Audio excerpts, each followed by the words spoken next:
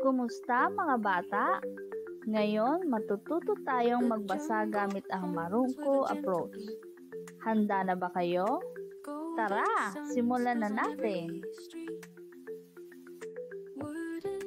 Mga bata, narito ang bagong titik. Ito ang I. Malaking I at maliit na I. Ang tunog nito ay parang tunog kapag iniipit ang ngipin. I. I. Narito ang mga bagay na may tunog I.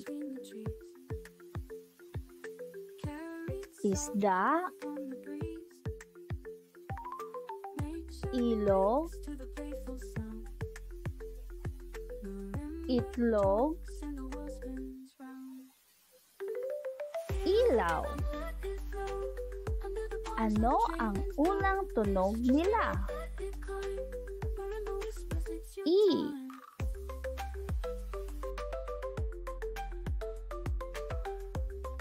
Narito ang ilang salita. Iba, ilog, isla, ilaw, isa. Sige, kayo naman ang magbasa. Sabay-sabay. Isa, dalawa, tatlo.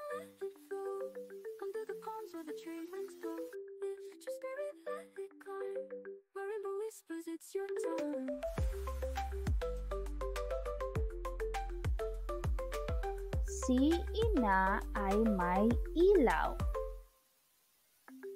Si Iki ay may isda. Basahin natin uli.